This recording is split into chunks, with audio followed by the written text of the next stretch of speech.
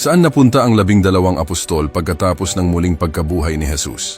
Ang 12 apostol ay nagkalat sa sinaunang mundo upang ipalaganap ang kanyang mensahe. Nagpunta si Pedro sa Antioch pagkatapos ay sa Roma. Dito ay ipinako siya ng patiwarik. Si Andres ay naglakbay sa Scythia at Greece at ipinako sa krus sa Patras. Si Santiago, ang mas dakila, ay nangaral sa Espanya ngunit namartired sa pamamagitan ng espada sa Jerusalem. Si Juan ay nanatili sa Efeso, ipinatapon sa Patmos at natural na namatay. Si Felipe ay pumunta sa Phrygia sa Asia Minor, ipinako sa krus ng patiwarik. Nakarating si Bartholomew sa Armenia at India, ipinako at doon pinugutan ng ulo. Si Tomas ay nangaral sa Persia at India at doon tinusok ng mga sibat. Si Mateo ay ipinakalat ang ebanghelyo sa Ethiopia, doon sinaksak hanggang mamatay. Si Santiago naman ay nanatili sa Jerusalem, itinapon mula sa templo. Si Tadeo at Judas ay naglakbay sa Syria at Mesopotamia at namartyred sa Beirut. Si Simon, ang masigasig, ay nangaral sa North Africa, pinatay sa Persia. Si Matthias na pumalit kay Judas ay pumunta sa rehiyon ng Caspian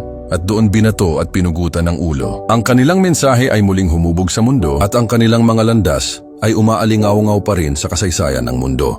Nawa ay naalala mo sila, kapatid.